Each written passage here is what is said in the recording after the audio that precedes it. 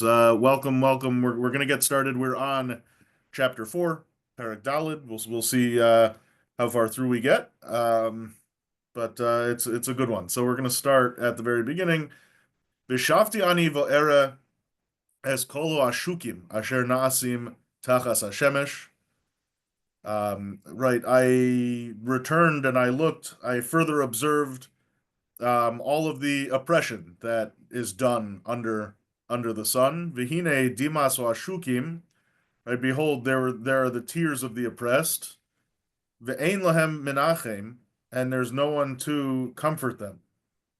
Umiyad oishkehem koach, right, and there's power in the hands of those who are oppressing them. Ve'ein lahem menachem, and again, they have no one to comfort them. So what's striking here already is that everything until now has been fairly, I don't say this in a derogatory way, but everything up until now has been fairly self-centered. I mean, again, he is talking about the condition of human beings broadly, but a lot of it is in the context of what good is the work that's done, what's good, if I built everything, I don't even know who this is going to in the next generation. Here we see here we see Shlomo looking around and recognizing in the world explicit injustice that goes on, that's inflicted on people, and the idea that there seems to be no end to it. There seems to be no one to comfort those who are being oppressed, and that the ones oppressing are the ones with the power. But that's sort of inherent to oppression. Vishabeach ani es hamesim shekvar mesu min hachayim asher hema Chaim Adeno, right? And I, you know, sort of praised. JPS says nice. I accounted those who died more fortunate, right? So I praised those who died as more fortunate than those who are living. Those who are still living. V'tov mishnehem es asher aden lo hoya. Asher lo ra es amasa hara asher nasa tachas hashamesh. Right, and even more fortunate than the dead and the living are the ones who have not yet been born, and they haven't seen all of the bad things that go on under the sun.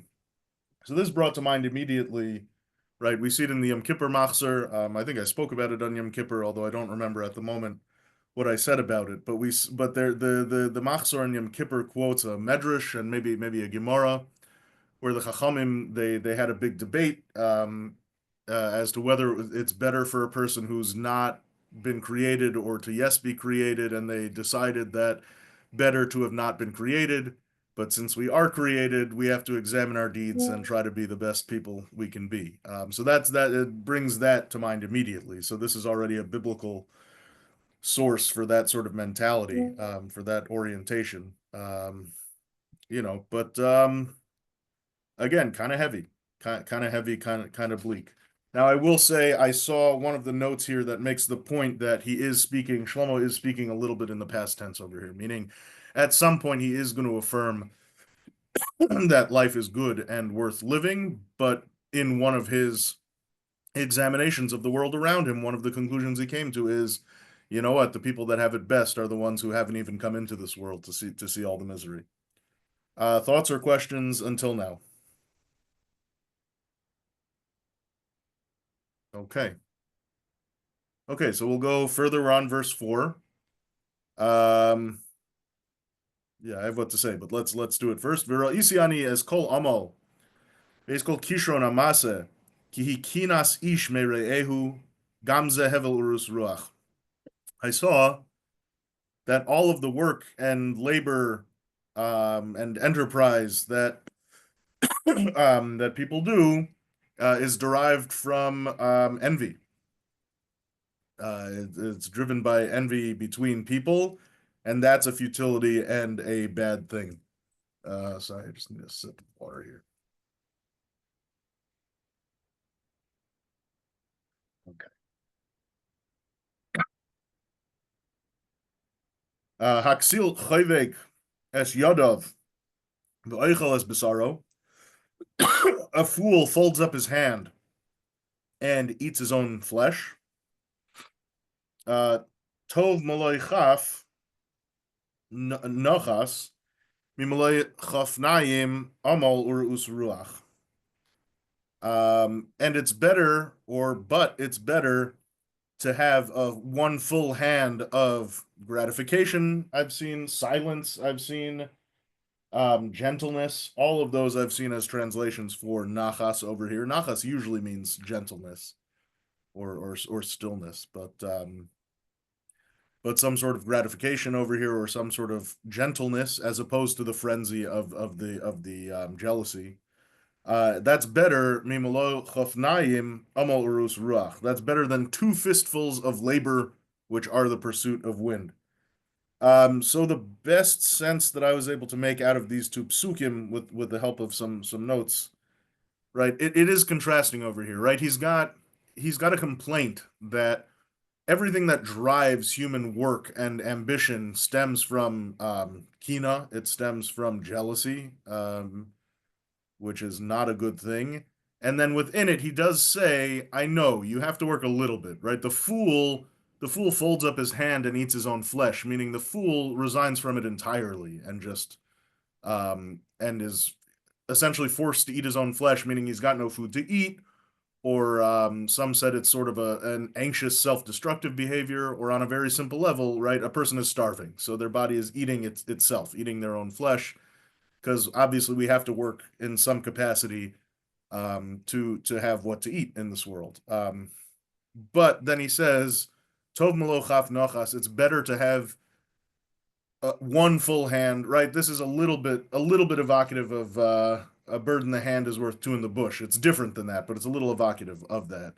That it's better to have one hand of stuff that was acquired through gentleness, kindness, through gratification, through something that's through a healthy work balance, rather than two fistfuls of stuff that was done through this pointless, overworked work. Thoughts or questions before I share some of mine? Well, I just want to go back to Yeah. what's been driving my point of view, which is the dichotomy between Yitron, gain, Good. and Helek. In fact, looking back the first three verses, not only is there nothing to be gained, but there's a lot to be lost. You will see things that are so horrible that you wouldn't want to be alive, which is actually can happen to a person, and it's certainly within the Jewish experience. If you look at Eicher and etc. So he's saying that you're looking to gain, but you not only you might lose more than you can possibly gain. And all these things are ultimately things that can't be retained, that they are not gains, they're not profits, and better to seek some kind of middle way where you are content with whatever you've got. So that's what I see him threading through this chapter. Okay. Good. Good. With that, I do want to go a little bit further, and then I have my soapbox to get on a little bit. Good. Vishavti, we're in verse 7. Vishavti ani v'era hevel tachas hashemesh, right? And again, I looked and I saw all of the futility under the sun. Yesh echod ve'ein sheni, gam bein v'ach ein loy, ve'ein kates l'chol amoloi. Gam eino lo sisba oisher, ulemi ani omel umechaser es nafshi mitevo, gam ze hevel ve'inyan rohu. Right? Yesh echad, there's an individual who has no other, who has no companion, nor does he have a child or a brother, and all of the work that he's doing, there's no end to it. So too his eye is never satiated with wealth. And for what and for whom is he working in a manner that detracts from his own life? Umechaser es nafshi mitova, right? Gam zehevel v'inyan rohu. That's a bad thing. That's a bad thing. So this brings to my mind, someone who's overly ambitious and working, 80-hour weeks or whatever it is. I don't know, working crazy amounts of time for the sake of amassing wealth. And no matter how much they make, it's never enough. And what are they even doing it for? Again, you can't take that with you. So here's my soapbox. Well, Elon Musk's acolytes are working 120 hours a week. So There you go. now, who need 80 hours? Come on, that's for pikers. There you go. There you go. Good. Very good. So that's a good jump off point for my soapbox. I hope I won't lose you guys too much, but this is but I think I do think it's important to say. I think this is I think both of these two little sections are expressing an ethos that is not super compatible with Americanism broadly. I think Jews and America have a very overall very positive relationship with each other, and there's a lot to be gained in both directions. And there's a lot to say about this being a country that's been exceptionally good to us. I'm not coming to counteract that. I think my grandparents especially really instilled a sense of that in me. They came from Europe. They came from places where it was explicitly bad for us. But growing up, I still always saw aspects of American culture that I didn't think fit very nicely, at least with my own worldview and certainly with what I think of as a Jewish worldview. And I think these are two of the essential pieces of it. I think there's a lot in American culture um, that pushes us to work, work, work. You're only as good as your productivity, and I think that's a mistake. And I think this is coming against that. And the other piece of it is that American culture emphasizes the individual to the detriment of the community very often. Not always, but that is a thread within American culture, and we're about to see even more. He just presented us the person that has no companion, and we're about to go through all of the advantages of having a companion, of having community, of working with others, right? I think I think we're often raised to see it as the best. I can do everything myself. I don't need help. We see needing help as like a sign of weakness.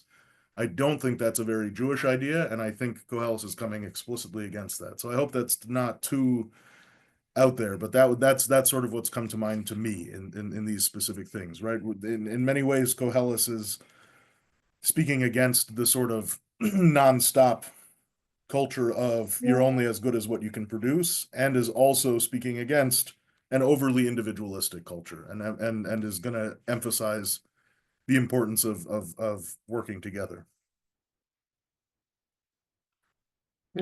I think that's accurate, Rabbi, especially if you go back to when he starts kind of bragging about his kingly, life and his horses and his palaces and his gardens. It's really, a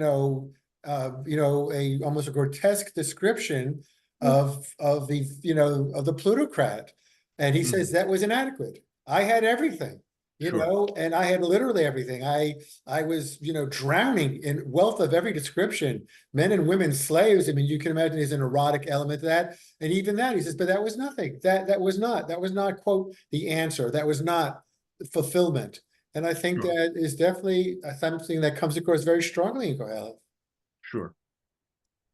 I think it's always interesting. One of the things that always interests me though is to understand why so many of the religious leaders, at least of yesteryear in Europe, were so worried about America and ideas. You had America as the Golden Medina, but you also had America as the Treifa Medina, right? And you had people that said it's the land of opportunity, but you had among a lot of the religious authorities, at least, you had fears about people giving up kashrus, you had fears about people giving up Shabbos, right? There were a lot of aspects of American life that made living a Jewish life harder, many of which we've overcome, thank God, with a lot of help and with a lot of effort and a lot of help. We've overcome a lot of that. But this to me gets to the core of where some of the values do conflict. Um, even as we're able to be full citizens and full members of the society. And there's plenty of Americans that think more this way than the other way. But okay, that's my soapbox a little bit.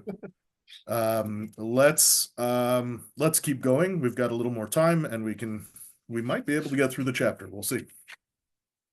So Tovi Mashnayim, right now he's going to talk again. He's going to talk about the importance. He bemoaned the individual who doesn't have anyone. Now he's going to talk about when you have people. This is what's good about it. Tovim Hashnayim Mino Echad. Right, two is better than one. Asher Yesh Lahem Sachar Tov Ba'amolam, because they have more benefit from their earnings, or they get more wages. This could be the dual income middle class family perhaps, but I don't think that's what Shlomo was talking about. I think he's just saying it's more productive when you have more people. It's just you get more done. And you get more done both because you have more people working on it and also for the following reasons. Right? If one of them falls down, the other one's going to be able to help him back up. Right?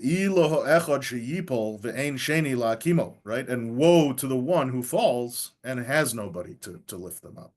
Right? That's bad news. Gam im yishkevu shnayim v'cham lohem. So too, if you have two people laying together, it's warm. You keep each other warm. Uleechad eich yecham. But one person lying there alone, how are they going to be warm, right? That's very literal. I think it's also very poetic and a good metaphor as well. Um, but literally, right? Like if you have two, you're going to be warmer. V'im yiskafo ha'echad hashnayim ya'amdu negdo.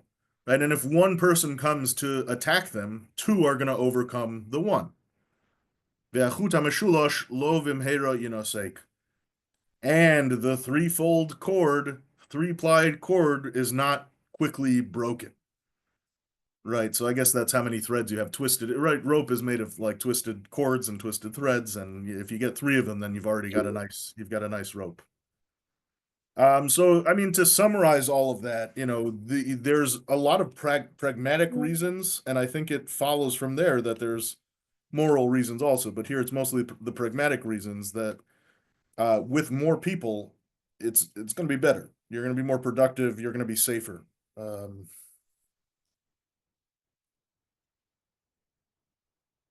yeah. Okay. So that's sort of the second of sort of the three sections of this perek. And the last one, we're going to talk about the king, the foolish king versus the young child, the wise child. Says Koheles in verse 13, Tov yeled miskein v'chacham, mi melech zokein uchsil, asher lo yoda lezaher od. Right? A young and wise child, sorry, a poor but wise child is better than an elder foolish king. Asher lo yoda li zaher od, who no longer has any sense to heed warnings, says JPS, right? Li zaher, like to warn, right? This is someone who no longer, this makes me think of someone, right? This is a king who's been king for a long time. And when you're newer and younger on the job, maybe you're more willing to listen to advisors and maybe you're more willing to be told, hey, this is a bad idea. But at a certain point, a person can lose touch with that, and they can get so caught up in their own power and their own whatever that they won't listen, they won't heed any sort of warnings for their actions. So says Shlomo that's really dangerous, and really even just a poor child, as long as he has wisdom, is better than one of those kinds of kings. Kimi beis hasurim yotza limloch ki gam b'malchusei nolad rush. Right, this is a tricky pasuk. This is a tricky pasuk, but seemingly it's Kimi Beis Hasurim Yatza Limloch, from the jail. He came out to reign, which I think means that the young poor child could even come out of jail to reign as king. Right? If you're equipped with that kind of wisdom, you might make it all the way to ruling to the kingship. Higam b'malchusei nolad rush. And the king who's already the king there um, can if he's old and foolish being the emphasis there, he could end up a pauper. He could end up poor. He could end up out of the kingship. Right? There's different commentaries try to. I think the Medrash also tries to identify this pasuk with various kings in Jewish history.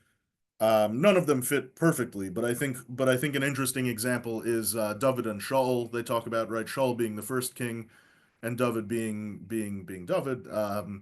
But David, started out sort of on the run for a while, or like ended up being on the run and being in trouble with the king, and even out of that, he came and emerged to be king.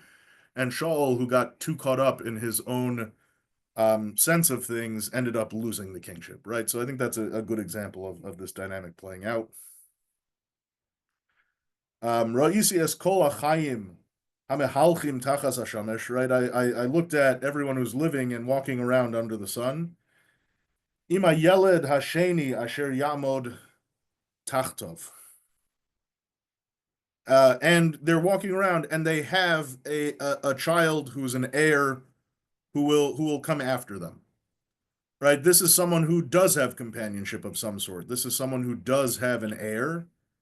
Ein kates l'chol asher haya lifnehem, but there's no end to all the people that came before them. Gamo acharonim lo yismechu bo. So too, the people that come after them aren't going to celebrate them particularly. Kikam zehevel v'rayan ruach. For that too is futile and a pursuit of wind. So in keeping with how we've been understanding the Sefer so far, I'd like to say that he spent a long time talking about the importance of companionship and the importance of not being too caught up in yourself. I think that runs through this thing with the child and the king as well. But then to come back to how we've been understanding, he says, even so, even when you have an heir, even when you have a companion, and you have someone who's going to take over for your legacy afterwards, it's still fleeting. It's still fleeting because you can't count how many people came before and no idea how many come later, right? How many of us, again, how many of us know the names of our great grandparents, it only takes a few generations for most people to not even know the names of their forebears. So even with that companionship, still Shlomo has his issue that there's nothing eternal. Last verse of the parak. Shmor raglecha kasher telech el beis Elohim. Guard your feet when you go to the house of God. V'karev lishmoya, and it's better to listen. Mites haksilim zavach. Better to listen or be obedient to God. Better to listen to God than to give a fool's sacrifice. Ki enam yodim lasos ra, because they don't know that what they're doing is bad. I don't know what to make of that one, by the way. I mean, that fits a lot with messages that we get from the Nevi'im in that sense. That God wants the heart more than God wants the sacrifices, or again, more than God wants the empty sacrifices. Anyway, I don't know if this is trying to touch on eternality at all. I'm not exactly sure what this verse is doing here, but okay, but that's the chapter. Thoughts, questions, follow-ups? Yeah, please. Hold on, Cressel. I don't think we can hear you. It doesn't say you're muted, but do you want to exit out? Yeah, or exit out and come back in real quick? No? Okay.